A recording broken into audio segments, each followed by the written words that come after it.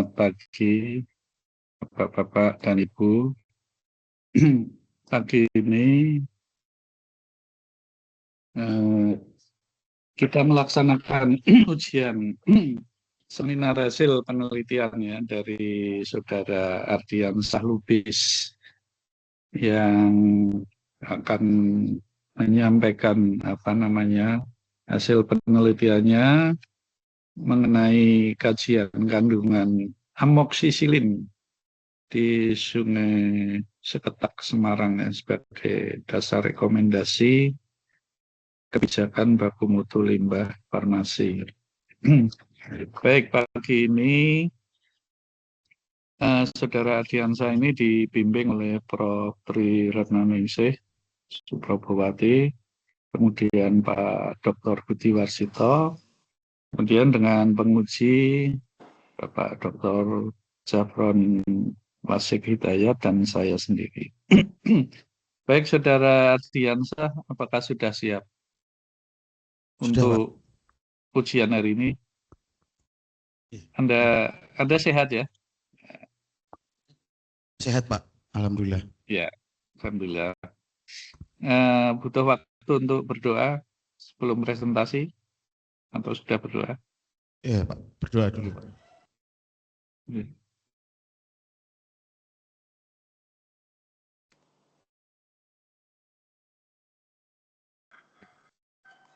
Terima kasih Pak. Halo Pak Bambang. Pak Bambang. Izin Pak Bambang. Mohon izin Pak Bambang. Kebetulan saya akan bersamaan dengan agenda yang ada di KHDTK, ada summer course, ada tamu-tamu asing. Nah, nanti kami nyuwun untuk paparannya juga sedikit lebih ringkas agar segera bisa uji begitu saya. Ini izinnya matur nuwun. Pak Jafar, Pak Bambang mohon izin saya nanti kebetulan jam 11 ini harus Jakarta. Jadi nanti mungkin setelah paparan mungkin saya mohon izin ini memberikan untuk lebih dulu. Siap. Pak Budi atau nuwun. Baik ya.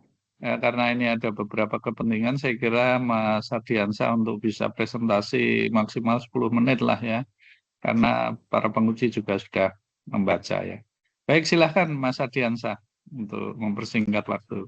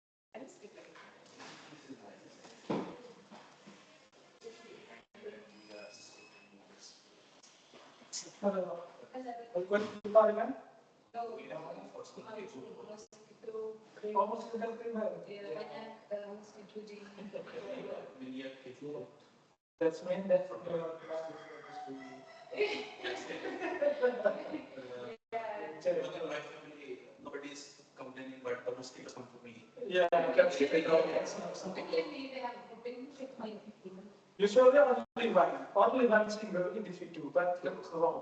True. The friend, A positive. Then B all positive. I have for A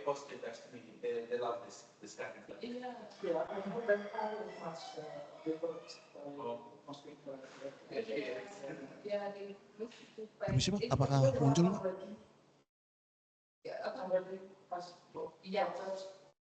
Ya, silakan, sudah nampak. Baik Pak, saya mulai Pak. Selamat pagi Bapak Ibu. Saya akan memberikan presentasi terkait hasil penelitian tesis saya terkait kajian kandungan amoxicillin di Sungai Seketa, Semarang sebagai dasar rekomendasi kebijakan baku mutu limbah farmasi. Yang pertama Pak, dasar penelitian ini jenis penelitiannya saya menggunakan observasi analitik dengan pendekatan cross-seksional, variabel diukur dalam jangka waktu tertentu pada sampel penelitian. Kemudian untuk masalah globalnya, antibiotik resisten dan persisten di perairan pada konsentrasi rendah. Air bersih, bebas antibiotik, dan bakteri resisten merupakan tantangan global. Kemudian untuk regulasi Asia Tenggara sendiri, negara-negara Asia Tenggara, khususnya Indonesia, belum memiliki peraturan khusus terkait pencemaran antibiotik di lingkungan perairan. Nah, ini untuk lokasi penelitiannya kemarin Pak, saya mengambil 4 sampel dari panjang Sungai Seketa dengan asumsi bahwa pengambilan sampel-sampel ini, titik-titik sampel ini adalah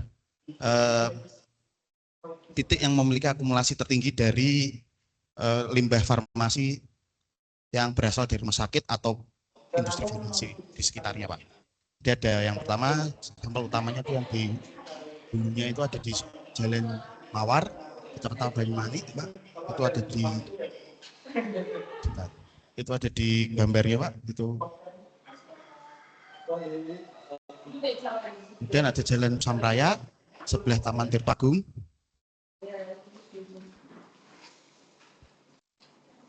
Kemudian Jalan Profesor Sudarto, itu kita ambil di trek jogging Undip Tembalang. Kemudian juga ada di Waduk Pendidikan Undip. Lanjut ke metode pengumpulan data dan analisa datanya Pak, itu ada pengumpulan sampel, air diambil langsung 5 liter per titik, kemudian sampling air di aliran air sungai, dan sampel diuji kandungan amoksillinnya dan parameter fisika kimianya, pH, pHOD, COD, DO, dan TSS-nya di laboratorium terakreditasi. Kemudian metode HPLC-nya Pak, High Performance Liquid Chromatology-nya untuk mendeteksi amoksillin. Sampel diproses melalui ekstraksi sentrifugasi dan analisis menggunakan kolom SPE dan fase gram. Nah, ini untuk pengujian kualitas airnya Pak, dari kekeruhan TSS, terus kemudian ada pH, DO, dan BOD. Secara fisikanya, aliran air sungai ini tidak mengalami pencemaran secara baku mutu. Jadi baku mutunya di bawah sungai kelas 4 Pak, jadi masih tergolong aman untuk airnya sendiri. Untuk TSS-nya ada di 5,47 mg per liter, dan derajat pH-nya masih di 6,8, dan untuk DO-nya di 7,55 mg per liter, dan BOD COD-nya di kurang dari 2,0, dan untuk BOD-nya dan COD-nya kurang dari 2,58, itu masih di bawah baku mutu. Nah, kualitas area dari bioindikator ini sendiri, parameter fisika kimianya, semua parameter ada sampel air memenuhi baku mutu PPRI nomor 22 tahun 2021, TSS rendah menunjukkan air jernih, pH BOD COD normal, dan mengindikasikan tidak ada pencemaran organik signifikan seperti DO tinggi, menunjukkan kondisi yang sehat. Dan untuk komunitas bentosnya pada sampel 1 ditemukan 3 taksa termasuk Chironomus sp, bioindikator perairan tercemar. Kemudian untuk pada sampel kedua ditemukan 2 taksa termasuk Lucuridae atau tidak toleran pencemaran dan kualitas lebih baik. Dan ini adalah hasil analisa amoksillinnya Pak. Jadi dari 4 sampel itu kita temukan di sampel kedua dan sampel ketiga yang berada di Jalan Sam dan trek jogging Undip Pak. Jadi dari sampel ini kita menemukan 0,082 mg per liter di sampel kedua, dan di sampel ketiga 0,065 mg. Stasiun 1 dan stasiun 2 di sampel 1 dan sampel 2 berada di bawah LOD 0,05 Pak.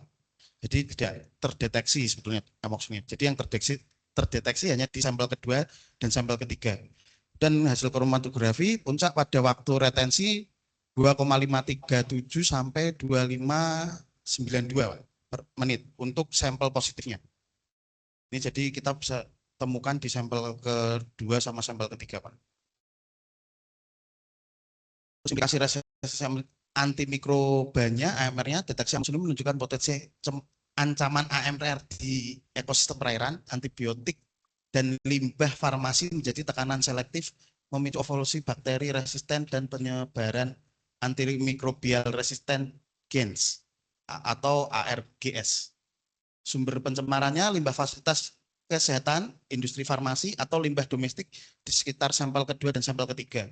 Kemudian untuk dilusi alaminya, itu ada volume air yang Sungai Seketak yang menyebabkan pengenceran limbah farmasi, menurunkan konsentrasi terdeteksi. Dan untuk degradasi senyawanya, itu ada diamoksilin terdegradasi melalui fotodegradasi, hidrolisis, dan biodegradasi oleh mikroorganisme. Untuk risiko globalnya itu polusi antibiotik memasukkan 8.500 ton antibiotik ke sungai setiap tahun, mengganggu mikrobioma dan mengurangi keanekaragaman hayati. Dan kesimpulan dari rekomendasi kebijakannya, temuan utamanya di amoksilin yang terdeteksi pada sampel 1 dan sampel 2, Pak. Kemudian regulasi nasional tidak mencantumkan baku mutu spesifik untuk senyawa farmasi. Saran akademisnya untuk pengambilan sampel intensif pada periode atau musim yang berbeda, kajian senyawa farmasi lain dan dampak terhadap mikroba sungai. Kemudian ada pengembangan metode pengujian lebih efisien. Dan untuk saran kebijakannya, KLHK menyusun baku mutu ambang batas limbah farmasi, edukasi masyarakat, dan fasilitas kesehatan tentang pembuangan limbah obat, kolaborasi holistik antar stakeholder.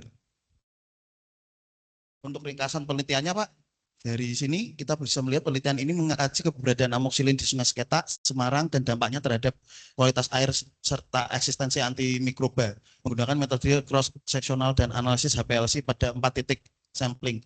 Hasil kuncinya, amoksilin terdeteksi pada 2 titik dengan konsentrasi rendah dan mengindikasikan pencemaran dan limbah kesehatan atau rumah tangga.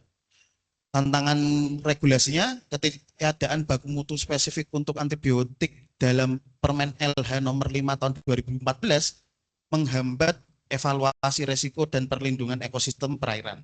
Dan untuk jalan majunya, diperlukan kebijakan baru, penelitian lanjut dengan metode sensitif dan kolaborasi stakeholder untuk pengelolaan limbah farmasi berkelanjutan.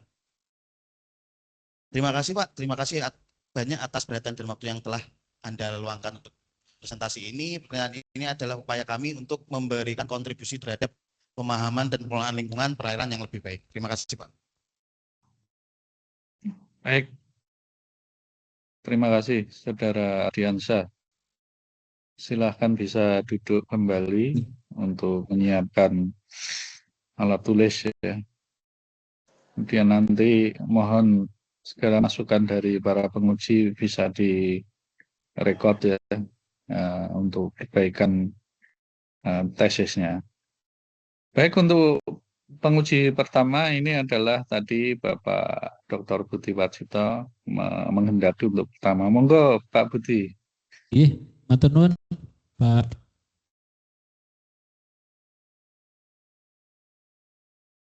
Ada tugas nanti yang pertama ya,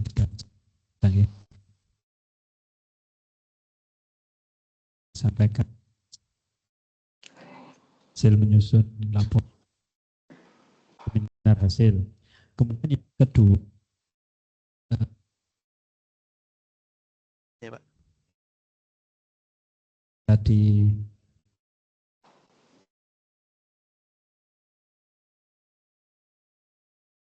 ya. Baik, Pak. Apa saja yang saya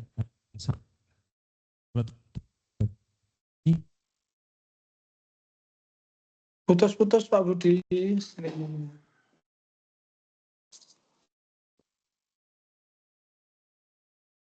Oke.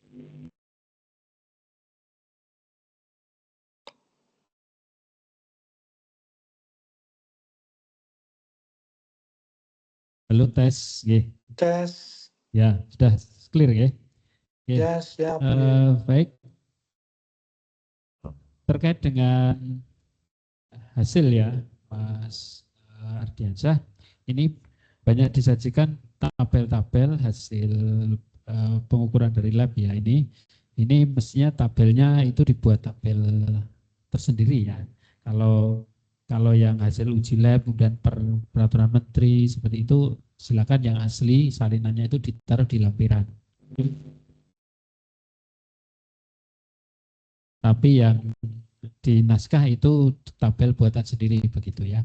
Kemudian ada analisis yang perlu ditambahkan ya dari hasil yang sudah diperoleh.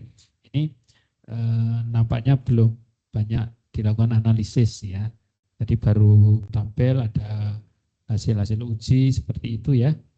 Tapi apa makna dari hasil yang diperoleh itu belum muncul ya. Jadi mestinya itu yang dianalisis. Kenapa bisa mendapatkan nilai seperti itu? Apa penyebabnya, ada dugaannya. Kemudian nanti dari literatur terdahulu itu kalau ada hasil perhitungan misalnya HPLC dan sebagainya ya, kenapa diperoleh seperti ini penyebabnya apa begitu. Seperti itu ya. Apa maknanya, apa efeknya. Kemudian nanti ujungnya kan bagaimana rekomendasi yang diusulkan dari hasil yang diperoleh itu. Nah, ini yang belum namanya ya.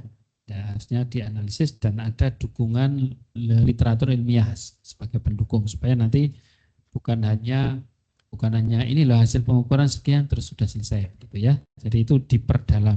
Itu yang utama ya. Dari sini belum begitu nampak. Jadi dari tabel tadi ya dibuat tersendiri dan ada analisis secara lebih mendalam. Itu yang utama ya. Ini di semua hasil ya nanti ya. Berarti sebenarnya penelitian ini kan tidak hanya kualitatif ya, saudara nulisnya kan kualitatif ya. Karena ada pengukuran-pengukuran ini kan kuantitatif ya. Karena ada hasil-hasil angka itu tetap kuantitatif. Walaupun mungkin keterbatasannya kan tidak dilakukan beberapa hal terkait dengan uji statistik seperti itu keterbatasan penelitian. Tetapi bahwa pengukuran berapa parameter kualitas air, pemenuhan baku mutu dan sebagainya itu kan sebetulnya kuantitatif gitu ya. Jadi ini bukan kualitatif begitu ya, tapi ada unsur kuantitatifnya begitu. Sehingga nanti di metode bisa dibaiki ya.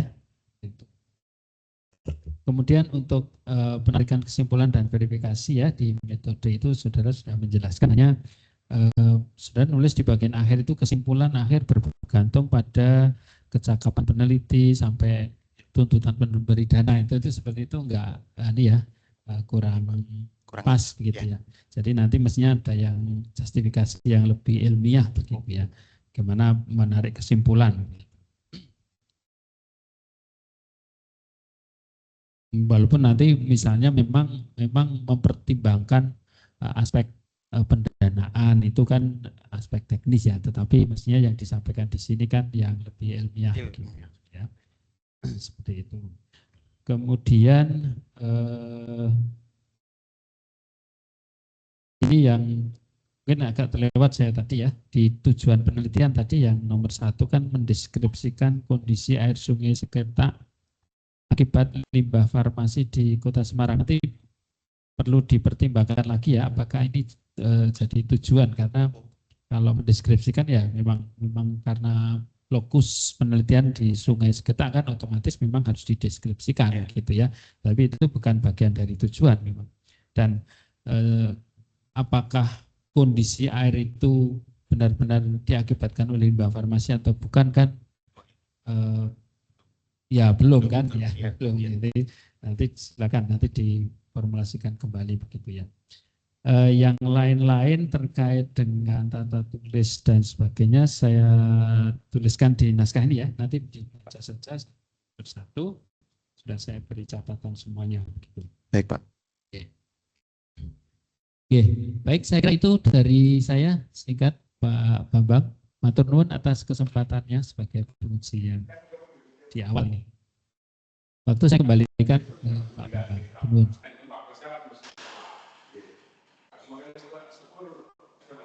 Baik, terima kasih Pak Budi ya atas masukannya. Untuk konstruksi lebih bagus lagi dari tesis saudara Ardiansa. sudah dicatat ya, Mas Ardiansa. Baik Pak, sudah dicatat. Iya. Baik. Untuk yang kedua, monggo Pak Zafron. Oke. Terima kasih Pak Prof. Bambang, Prof. Naning, dan juga Mas Ardian. Benar ya namanya? Ya benar Pak. Selamat saya sampaikan, dan insya Allah nanti kita masih di ujian sempro, sehingga ini juga kita maksimalkan di masukan-masukan dulu aja. Tapi secara umum kita sampaikan selamat juga, tinggal satu sesi lagi nanti ya. Ya Pak. Baik, Terima kasih Pak. saya mulai awali saja. Selamat pagi jelang siang. Assalamualaikum warahmatullahi wabarakatuh. Dari dokumen yang sudah disampaikan ke Pak Agus sudah saya cermati, dan memang masih banyak secara redaksi yang memang harus dibenahi, sehingga nanti tolong diikuti panduan-panduan tulis yang ada di Magister. Jadi yang paling umum itu pada penulisan gambar dan tabel. Bisa lihat tabel itu tidak diketik baru atau tidak dibuatkan tabel baru, tapi hanya di scan atau di foto saja, sehingga kontrasnya tidak bagus. Jadi kontrasnya itu ya juga agak kabur, warnanya juga ada backgroundnya. Kemudian juga tabel itu ada yang terpisah. Tabel itu sebisa mungkin itu dalam satu halaman. Jadi tidak terputus oleh halaman yang berikutnya. Ibaratnya tidak bisa mewujudkan dalam satu tabel karena fontasinya gede, ya direduksi fontasinya jangan 12. Kalau misalnya harus dimaksimalkan ya berarti fontasinya mungkin sampai 9. Terpaksa lagi ya kecil lagi. Jadi dengan spasinya dimodifikasi tidak 1,5, 1/4, tapi tinggal 1. Itu kan di tabel boleh, di gambar boleh. Kemudian yang tertera di judul gambar itu tulisannya gambar, tapi fisik yang ditampilkan di sana berupa tabel. Jadi itu ya benar gambar tabel sih, benar. Tapi kan yang mestinya cukup tabel saja. Iya, Pak. Kemudian garis, ya garis tabel itu hanya ada kepala tabel dan tutup tabel saja, yang di tengah-tengah hilang, sehingga foto-foto atau scan-scanan dari data primer laporan dari pengamatan laboratorium itu ya dikurangi, nanti harus hilang baris dan kolom di tengahnya. Kemudian masih juga menulis subjek di dalam narasi. Subjek itu bisa peneliti, kami, saya, dan sebagainya, itu tidak perlu dibuat kalimat negatif. Ya, dikerjakan, diteliti, diambil, dan seterusnya. Kemudian juga yang berkenaan dengan hasil dan pembahasan itu biasanya dalam satu tabel, dalam satu bab maksud saya. Sehingga begitu ada tampil gambar, langsung diinterpretasi, langsung dijustifikasi, langsung ditemukan, langsung diungkap mengenai luaran dan outputnya. Jadi nanti disesuaikan dengan panduan ya, dengan yang ada di sana. Baik, Pak. Kemudian saya melihat masalah tujuan dan kesimpulan atau bahkan juga metodologi itu tidak sinkron. Jadi masalah itu ada 3 poin. Sementara di tujuan itu ada 4 tujuan. Itu sudah beranak di sini, selingkuh dia. Tapi di kesimpulan bahkan tinggal 2. Ya, sehingga di metodologi pun juga harus konsisten sesuai dengan masalah 3 poin, tujuan 3 poin, metodologi 3 poin, dan kesimpulan ya 3 poin gitu. Jadi itu harus runtut, harus hierarki. Kemudian di daftar isi juga masih bookmark semua, itu belum diisi. Oh, iya, Pak. Jadi ya, itu nanti harus sempurna, alias nomor halaman itu cocok dengan yang di dalam naskahnya. Baik, jadi untuk teoretiknya kita belum melihat sebenarnya antibiotik itu bagaimana berinteraksi dengan lingkungan. Jadi bisa terhadap habitatnya, bisa terhadap biotiknya, bisa terhadap komoditasnya. Ya, buktinya kalau di Amerika kan sudah ada ketetapan bahwa komoditas udang itu karena prakteknya menggunakan antibiotik sehingga kandungan di dalam badannya tinggi sehingga itu tidak layak lah itu loh. Yang menjadi interaksi itu karena ada mekanisme apa? Tidak sekedar melepas ke alam, tapi di dalam ada proses apa saja dengan antibiotik. Jadi sudah digambarkan secara permukaan, ada degradasi, ada fotolisis, ada peran mikro, dan juga ada dilusi. Ya. Misalnya itu bagaimana saling berinteraksi sehingga itu nanti bisa mengetahui bahwa antibiotik itu akan berkurang itu karena diambil oleh mikrobia atau diambil oleh ikan atau diambil oleh makrobentos sehingga itu menjadi berkurang begitu. Itu sifat keberadaannya itu dominan di air atau dominan di lumpurnya, Mas? Dominannya di air, Pak. Di air. Sehingga kalau ngambil makrobentos kelihatannya ya pengaruhnya tidak langsung, dalam arti kalau makrobentos kan dia lebih fokus kepada substrat di dasar. Iya, Pak. Jadi itu nanti juga bisa dikuatkan dengan referensi kalau memang ada interaksi sehingga dari makrobentos pun juga sangat mungkin mengganggu terhadap kehidupan makrobentos. Ada beberapa narasi atau beberapa paragraf yang selalu tiba-tiba, Mas. Jadi belum juga menggiring atau memfokuskan satu paragraf ke arah isu tertentu, tetapi tiba-tiba sudah ganti alinea. Itu harus ada penghubungnya, harus ada kalimat penghantarnya. Jadi saya lihat ada banyak. Ya misalnya di paragraf resistensi, itu kan tiba-tiba muncul itu. Nah, beberapa antibiotik muncul tiba-tiba. Kecamatan Tembalang, nah ini juga muncul tiba-tiba. Sehingga harus ada penghubung antar paragraf, antar alinea itu agar lebih fluent, lebih lurus. Kemudian juga yang dikaitkan dengan reduksi data. Reduksi data di metode Anda ini di mana ini dilakukan reduksi data? Ada grafik, ada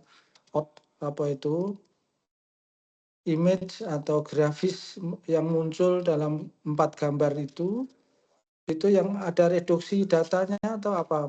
Bagaimana membacanya itu, Mas? Silakan, Mas Ardian.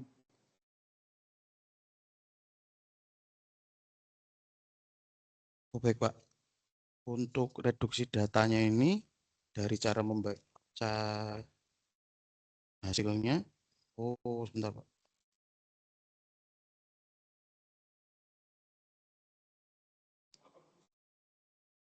Jadi untuk reduksi atau untuk generalisasi menjadi lebih mengerucut, itu nanti perlu disinggung juga poin mana yang di metodologinya. Di bab 4-nya ya, Pak. Untuk kalimat masih banyak yang memang saya cukup fokus ya melihatnya tadi. Misalnya pada tinjauan pustaka bab 2. Itu ada anak kalimat yang selalu mengganggu, mana ya tadi, coba bab 2 saya lupa, tapi kalimatnya itu selalu mengedepankan anak kalimatnya sebelum kalimatnya itu selesai. Jadi kalimatnya diselesaikan dulu, baru anak kalimatnya itu ada di koma di belakang atau titik koma di belakang. Banyak sekali contohnya di bab 2 itu. Coba bab 2 ditampilkan, ada nggak? Itu sampai beralinea-alinea itu gaya pengungkapannya itu selalu mengedepankan anak kalimat.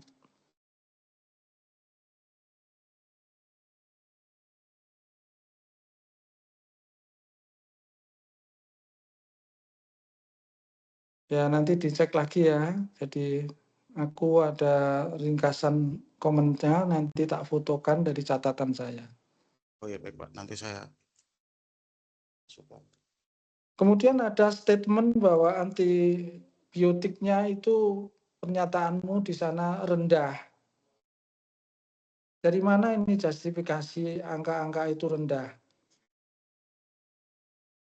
Dari beberapa literatur yang saya baca sih Pak, sebetulnya ini tinggi atau rendah sebetulnya saya juga belum bisa memastikan tinggi Makanya rendahnya. perlu di-refer, perlu dibanding-bandingkan dengan badan sungai yang lain atau penelitian yang lain, terutama yang di kolom air. Oh, Ada baik, Pak. nggak di daftar-daftar penelitian sebelumnya yang mengacu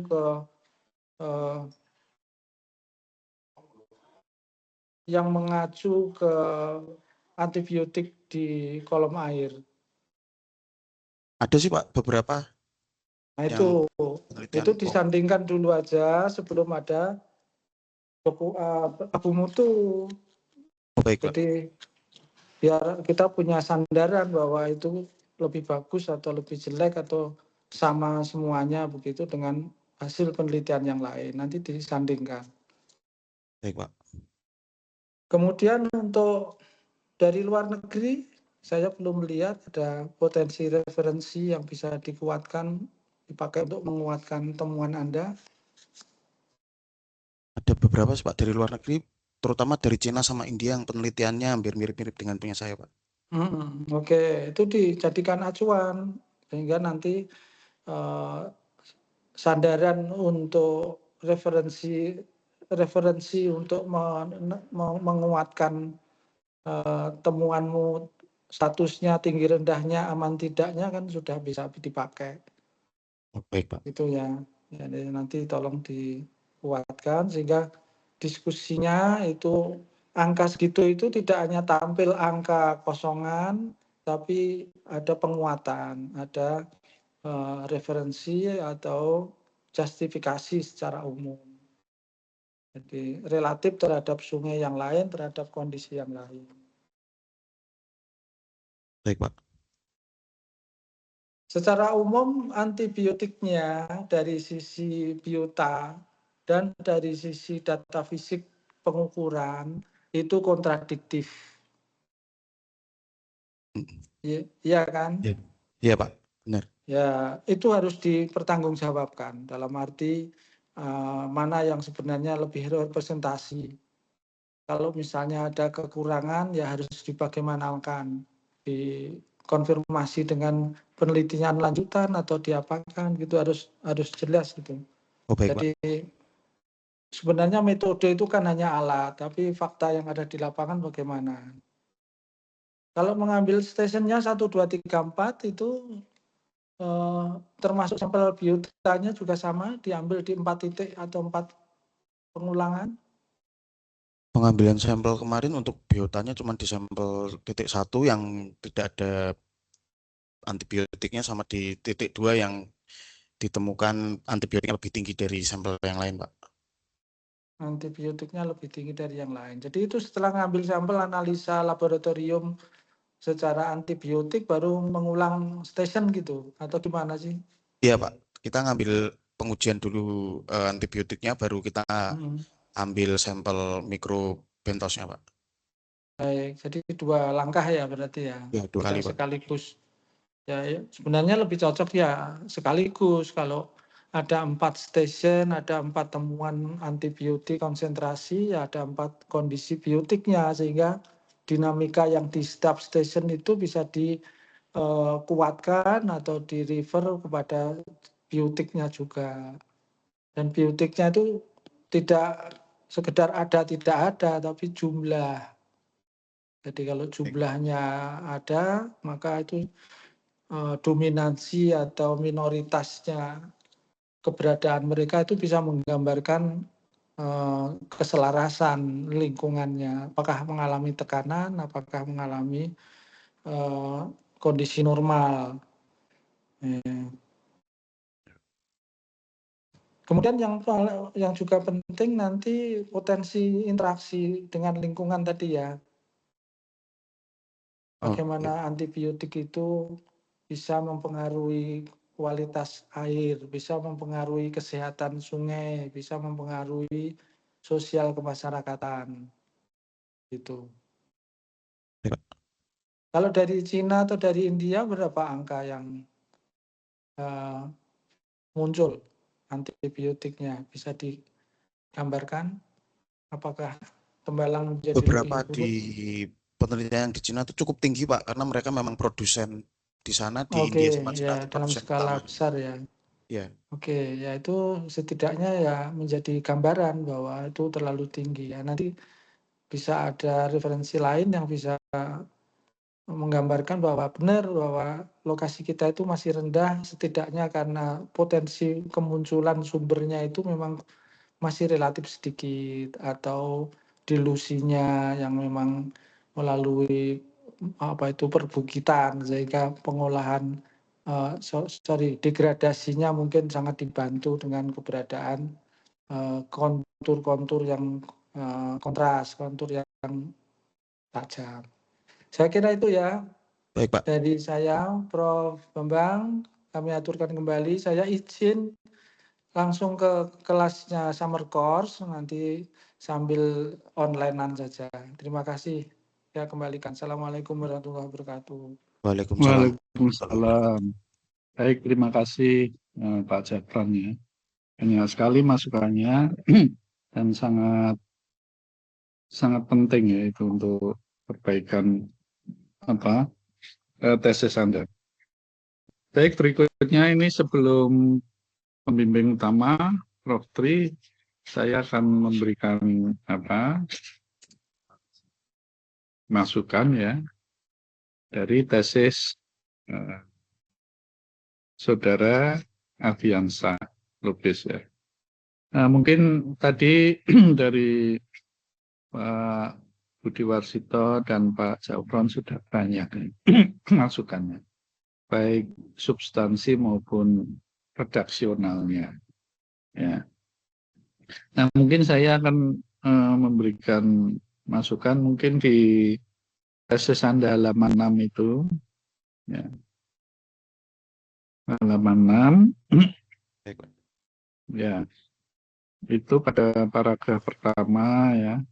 Sungai sebagai ekosistem perairan terbuka rentan terhadap polusi. Padahal air merupakan sumber daya terbarukan yang harus memiliki kualitas sesuai standar penggunaan ya. Sampai terakhir itu paragraf 1 itu menurut Indriani et al. 2024. Nah, saya mencoba untuk menelusuri ya artikel dari Indriani et al. Ini ya. Dan setelah saya baca ternyata beberapa paragraf Anda ini yang di halaman 6 ini semuanya adalah persis ya, atau copy paste dari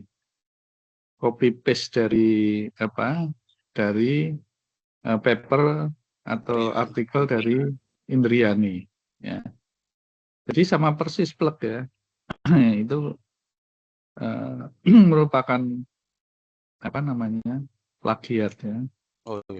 Kalau menulis sama plek begitu ya dari penulis lain gitu. Nah, ini kan Anda kan seharusnya tidak boleh begitu ya. Harus bisa direpras atau dibuat kalimat lain, dibuat kalimat lain yang intinya sama begitu ya. Tapi bukan mengcopy plek dari artikel yang Anda jadikan referensi ya. Itu ya. Itu yang pertama. Itu pada paragraf 1, paragraf 2, ya. Kemudian paragraf 3 itu copy paste semua ya dari Indriani ya. Ini kan satu halaman itu kan cukup ya, apalagi ini S2 ya. Kemudian yang paragraf pertama itu Anda menulis terakhir itu pendapat Indriani et al. Ya, 2024. Nah, setelah saya baca di artikel aslinya, itu bukan pendapat Indriani ya, tapi pendapat Cikasami dan Jumiati tahun 2023. Ya. Nah, itu Anda ganti dengan Indriani et al. 2024. Ya, jadi ini tidak boleh ya pendapat orang lain dialihkan ke orang lain. Karena Indriani itu kan mensitir dari Cikasami dan Jumiati ya. Jadi itu harus dimasukkan ya Cikasami dan Jumiati. Anda kalau pengen melihat itu ya harus ditelusuri lagi artikel dari Cikasami dan Jumiati itu untuk dibaca apa isinya seperti itu. Kemudian yang di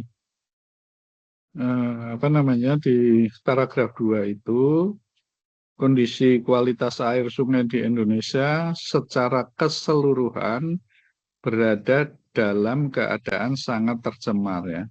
Nah ini bahaya ya. Pernyataan ini menakutkan ini ya. Ini sangat sangat eksesif atau berlebihan, overestimate ya. Karena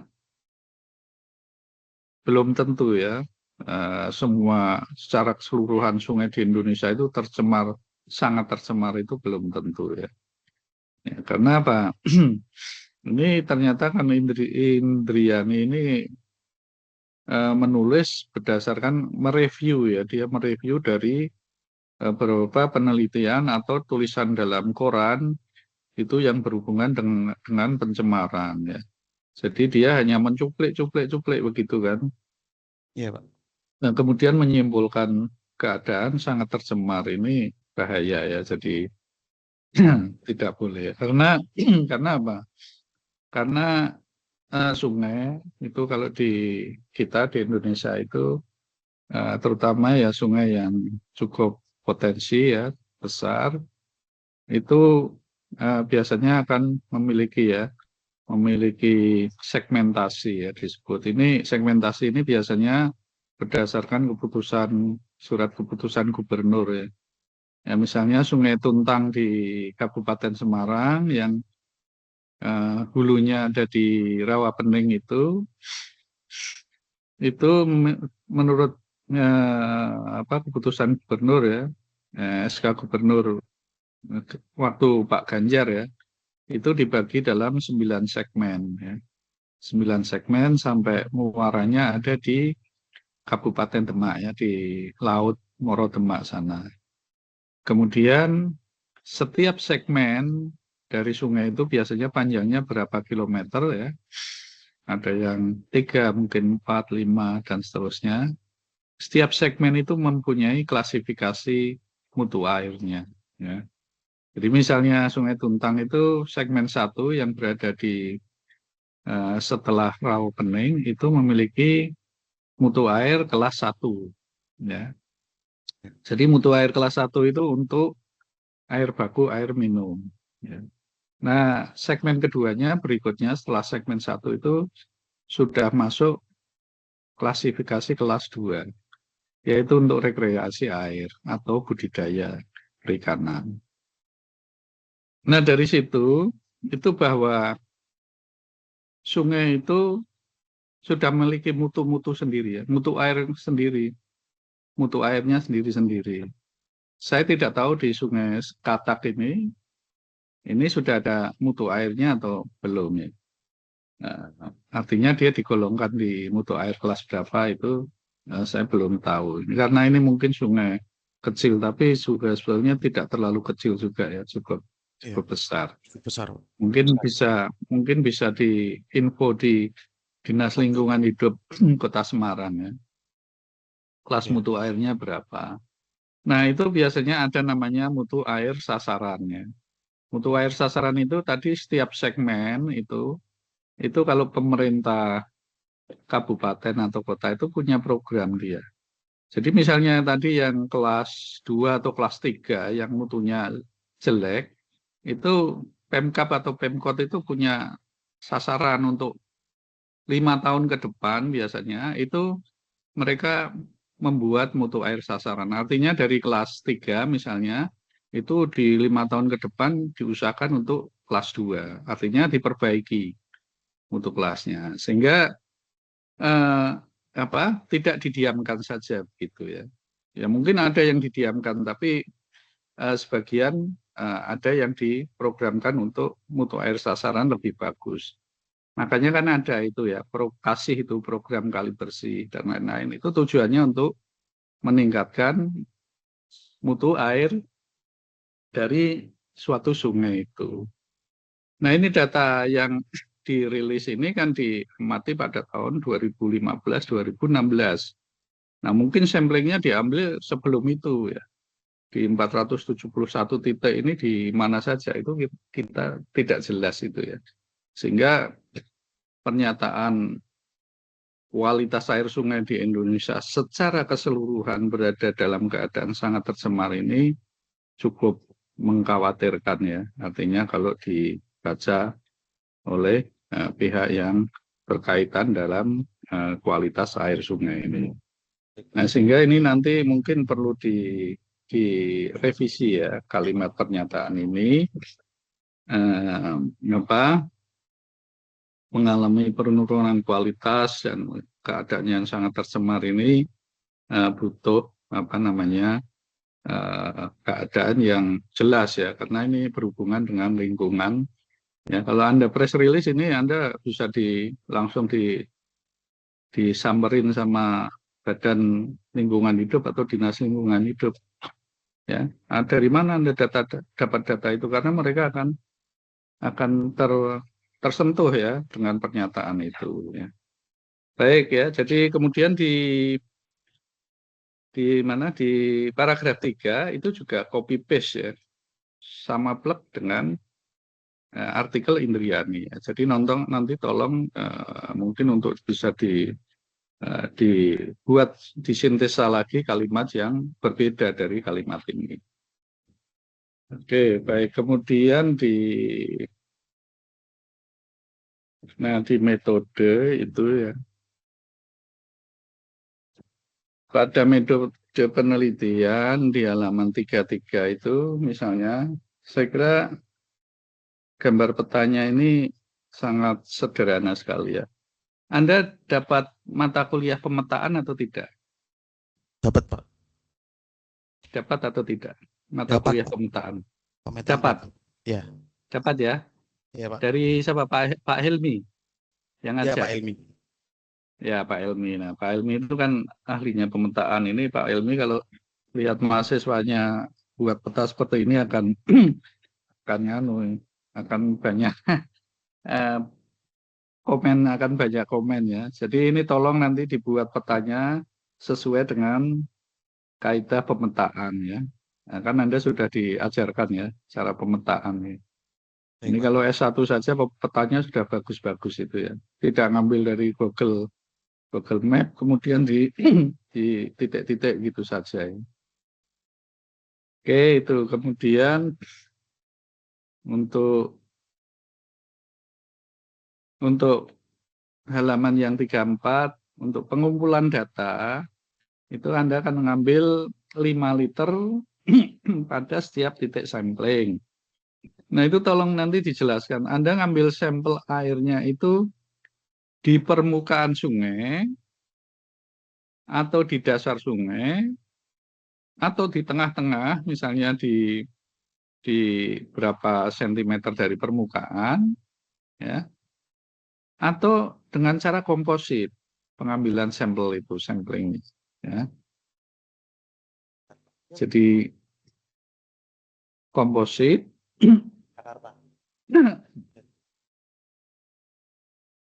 ya. Ya, jadi komposit itu Anda ngambil dicampur semua gitu ya. Jadi ini yang mana nanti dijelaskan ya secara detail cara sampling air Anda itu. Kemudian juga yang bawahnya itu pengukuran ya, fisika kimia, pH, BOD, COD, DO, TSS maupun kekeruan itu nanti dijelaskan dilakukan inside atau di tempat atau di lab, atau ada yang di tempat, ada yang di lab. Itu nanti bisa ditambahkan gitu ya. Karena kan ada kalau Anda menghitung DO misalnya secara inside juga bisa dengan DO meter, Anda mbak DO meter bisa kan. Nah kalau BOD mungkin harus di lab ya, karena BOD 5 ya, 5 hari biasanya dilakukan di lab. Ya, itu jadi nanti ditambahkan. Kemudian tadi ya untuk ya sudah dibahas di Pak Japron ya, tabel-tabel itu jangan screenshot ya. Jadi dibuat tabel ya. Dengan Word itu kan ada fitur ya, ada fitur tabel itu lebih bagus ya. Kemudian yang poin 415 itu halaman 45 analisis komunitas bentos sebagai bioindikator kualitas air. Jadi sebetulnya Anda ini mau menganalisis antibiotik di dalam air atau mau menganalisis kualitas air. Ini yang mana begitu kan? Kira-kira yang mana Anda yang mau jadi sasaran Anda itu? Antibiotiknya Pak di air. Anda kan terfokus pada antibiotik ya. Jadi kalau Anda memfokuskan pada antibiotik di air, ya sebetulnya bentos itu ya harus dihubungkan dengan antibiotik di air. Bukan melihat bentos ini sebagai bioindikator kualitas air di situ. Ya. Karena kalau Anda bicara kualitas air ini kan banyak sekali parameter yang menentukan kualitas air di situ, tercemar atau tidak tercemar. Baik, Pak. Hanya Anda kan misalnya meneliti berapa saja, ini ada BOD, COD, dan lain-lain itu. Sehingga pengaruhnya dari bentos itu bukan hanya dari, kalau Anda menghubungkan dengan antibiotik di air di sungai itu, ini tidak bisa relevan ya. Karena faktornya banyak sekali ya. Kecuali Anda ngetes di akuarium ya, itu beda. Nah, menurut saya yang lebih baik itu sebetulnya bentos itu dianalisis antibiotiknya. Itu saja sebetulnya. Artinya kalau bentos itu mengandung antibiotik, berarti dia masuk ke dalam makhluk hidup yang hidup di sungai itu. Itu lebih penting ya. Daripada Anda menentukan kualitas air secara keseluruhan yang ini sangat luas sekali, tidak terfokus pada antibiotik. Nah, kenapa Anda harusnya bentos itu dilihat antibiotiknya? Karena tadi sudah disinggung Pak Japron, bahwa kalau itu ada di udang, itu di Eropa dan di Jepang itu sudah menerapkan zero PPB ya untuk antibiotik. Jadi kita itu berapa tahun yang lalu itu di reject terus ekspor kontainer udang kita di Le Havre di sana di Prancis itu, karena diambil sampel aja, diambil saja itu dari satu kontainer, diambil satu saja, satu box, kemudian dilihat analisis antibiotiknya ya, chloramphenicol-nya ternyata ada lebih dari zero PPB, artinya zero PPB itu sudah tidak boleh sama sekali ada antibiotik. Nah itu begitu ada kandungan misalnya sampai 2 ppm langsung di-reject, nggak mau menerima ya. Dia di-reject, dikembalikan ke Indonesia itu. Nah eksportirnya yang pusing ya, karena sudah sampai di sana. Nah itu makanya kalau Anda melihat itu bentosnya itu yang dianalisis. Atau mungkin ikannya ya. Kalau Sungai Seketak itu menjadi sasaran tempat pemancingan orang-orang memancing ada juga yang di situ, ya itu akan nanti ada apa namanya tropik levelnya ya. Ikannya terkena antibiotik, nanti dimakan oleh pemancing itu masuk ke manusianya yang makan, sehingga ada transfer antibiotik dari buangan limbah antibiotik di sungai itu sampai ke ikan, sampai ke manusia, sehingga ini yang lebih mengkhawatirkan itu. Tapi ini Anda tidak melakukan, tapi BENTOS itu bioindikator kualitas air, jadi mungkin agak itu ya, agak kurang relevan gitu ya. Itu ya, saya kira itu ya dari saya ya, Mas Ardiansyah. Baik Pak, terima kasih Pak masukannya Pak. Ya. Baik, kemudian yang berikutnya yang terakhir Prof. Tri Retnaningsih. Monggo Prof.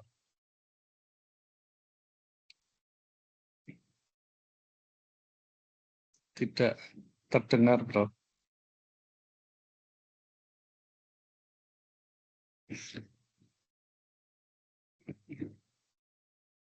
Maaf Prof, belum terdengar suaranya Prof.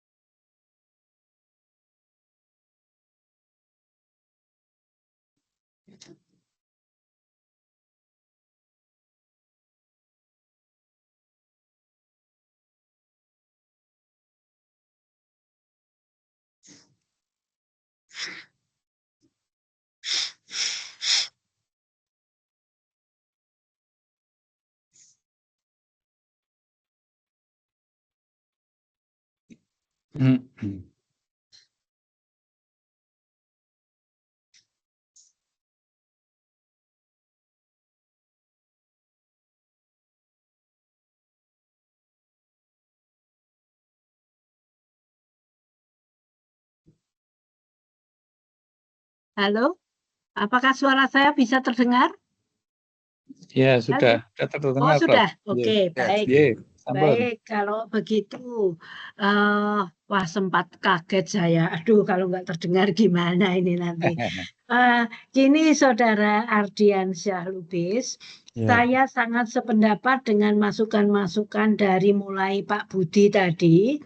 Jadi ini SHP ya memang masih seminar hasil, tetapi tidak seperti yang saat ini ada begitu ya. Kesannya ini kan hanya kayak membuat report saja juga nggak boleh seperti itu gitu. Karena yang namanya hasil penelitian itu harus ditulis sendiri.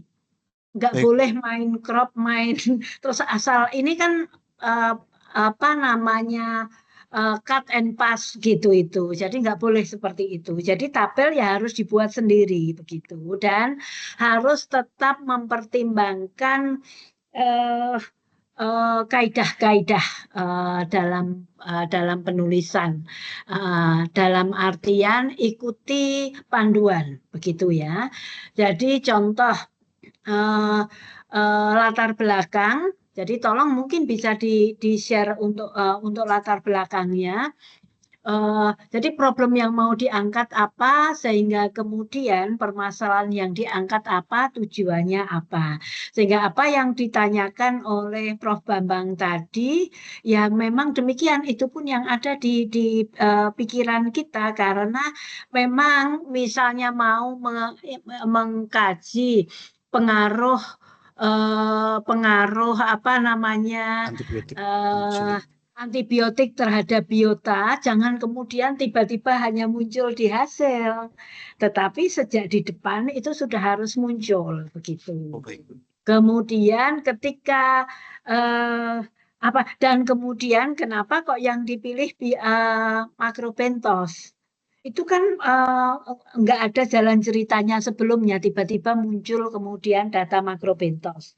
Dan itu pun kan hanya berapa spesies, 4 saja, itu kan tidak genus tetapi kan kelompok. Jadi bukan hanya sekedar ada data gitu, tidak. Kita tidak menginginkan seperti itu. Tetapi ada hal-hal yang itu memang harus diuraikan lebih detail begitu ya. Nah, kemudian peta saya setuju harus dibuat tidak seperti itu. Inset Jawa Tengahnya mana yang tahu itu peta lokasi penelitian hanya peneliti. Orang lain saya nggak tahu itu. Gitu ya. Jadi ada norma-norma yang harus diikuti dan itu Anda harus ikuti. Kemudian problem gini, gampang kata itu, problemnya ada 3, biasanya tujuannya itu juga 3, menjawab problem permasalahan yang ada, kemudian kesimpulannya juga 3. Nah ini tiba-tiba problemnya 3, kemudian tujuannya menjadi 5, karena Anda mau menganalisis regulasi yang ada. Sementara, mohon maaf, saya harus menyampaikan regulasi Anda saja remah.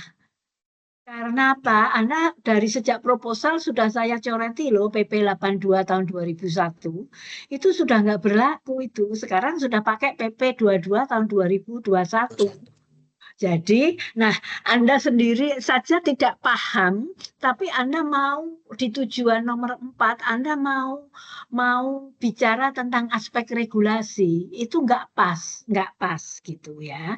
Dan sebenarnya, kalaupun di Indonesia, Anda kan di situ di hasil pembahasan, itu kan juga hanya mengcopy paste bahwa kriteria untuk regulasi batas ambang batas baku mutu limbah itu ada, tapi kenapa tidak Anda punya data kemudian dijejerkan di sebelahnya, datamu ini melebihi ambang batas itu tidak? Pertanyaan saya tolong dijawab. Melebihi atau tidak? Untuk baku mutu fisikanya tidak. Tidak. Antibiotiknya bagaimana? Kalau antibiotiknya kan sendiri dari regulasinya memang tidak ada, Bu. Jadi tidak tahu. Regulasi di mana? Regulasi dari peraturan yang tahun 2000 nomor 5 tahun 2014, kalau yang detail tahun 2000 nomor 20 tahun 2021 itu tidak ditunjukkan. Ya memang tidak ada, jelas tidak ada, karena itu bicara baku mutu kualitas air. Tapi yang perlu Anda cermati bagaimana dengan baku mutu air limbah pabrik obat, ada nggak? Ya, kalau limbah pabrik obat itu munculnya di Permen LH nomor 5 tahun 2014. Lah ya, nah itu Anda mengikuti itu. Anda mengikuti itu, melebihi ambang batas nggak? Kalau secara ambang batasnya untuk BOD COD tidak, Bu. Tapi kalau di situ juga tidak dijelaskan untuk antibiotik itu tercantum di situnya, tidak ada di baku mutu. Nah, jadi Anda gitu berlapis. Jadi bagaimana mengikuti baku mutu limbah. Jadi di tahun 2014 sebelahnya lagi kolom Prof. Bambang tadi sudah menyinggung. PP 22 tahun 2021 mau pakai kriteria kelas berapa? Itu ya, taruhlah misalnya mau pakai kriteria kelas 2, 3, 4. Nah, dibuat tabel sendiri. Jadi jangan Anda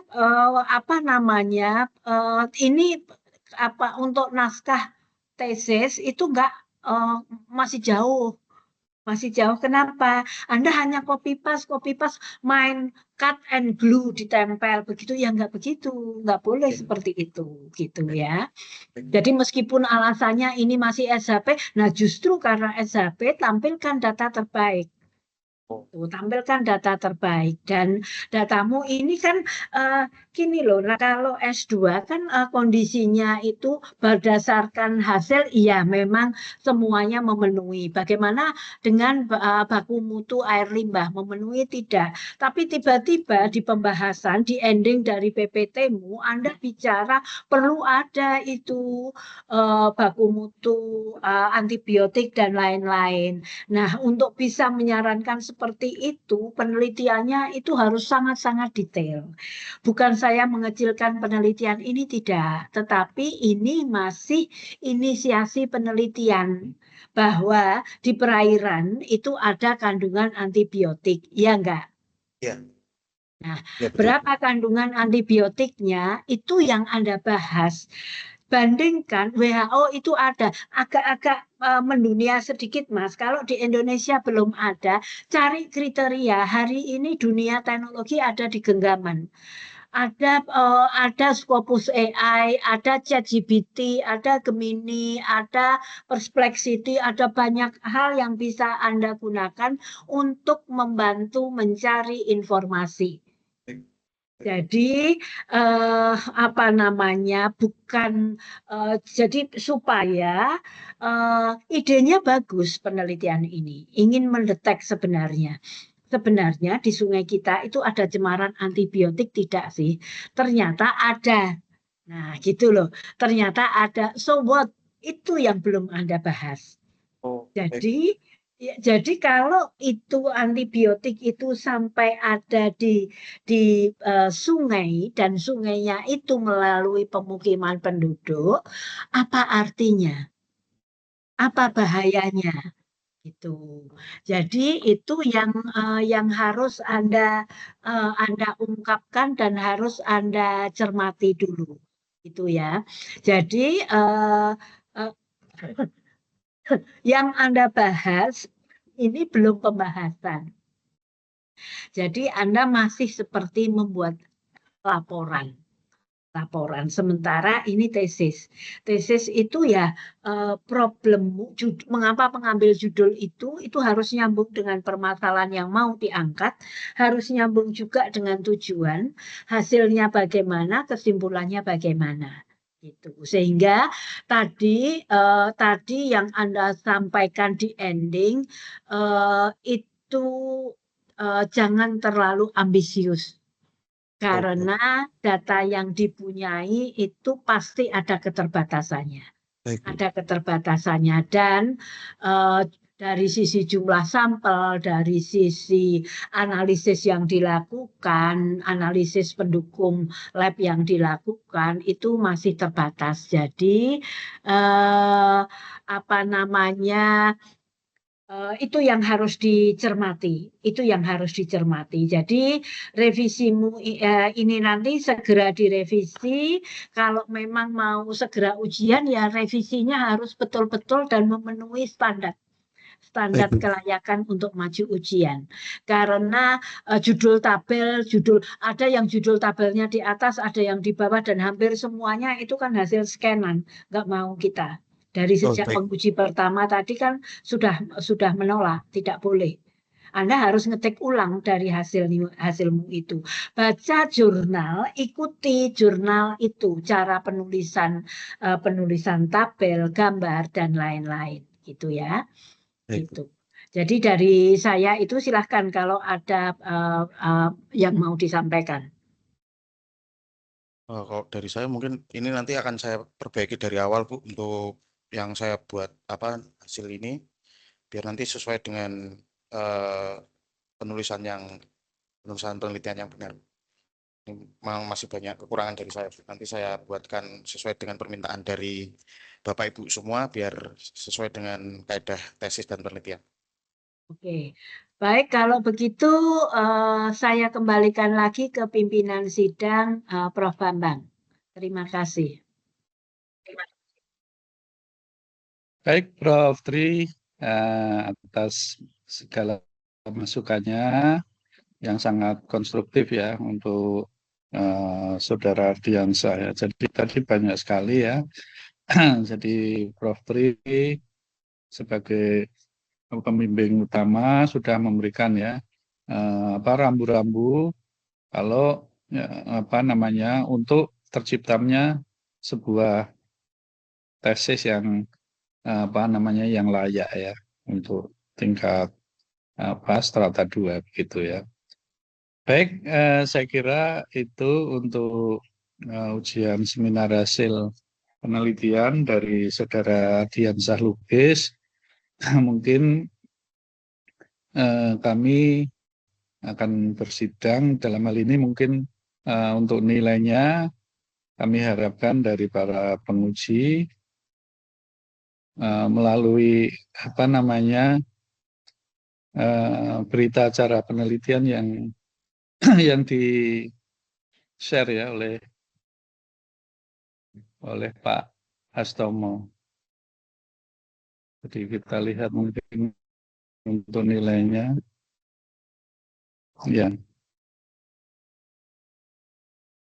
Jadi ini Pak Dr. Japron dan Pak Dr. Budi Warsito juga belum memberikan nilai ini ya. Kemudian menunggu juga dari Prof. Tri untuk nilainya.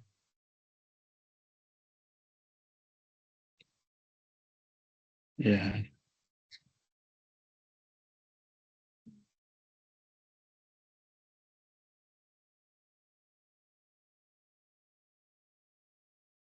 Ya, ini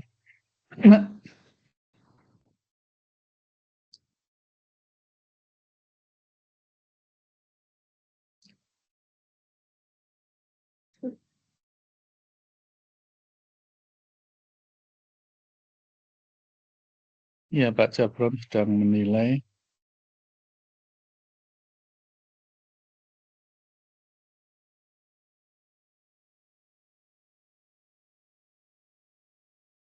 Oke, baik Pak Japron sudah masuk nilainya.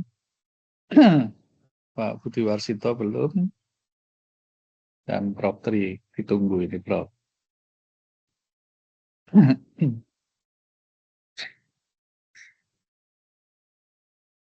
Saya salah memasukkan sebentar. Saya masukkan di Pak Japron. Sebentar, ya. Mungkin kayaknya ditutup saja nggak apa-apa, Pak. Karena karena Pak Japron, Pak Budi kan sudah nggak bergabung dengan kita ya. Oke. Pak Japron tadi kan sudah izin ya, kayaknya. Iya.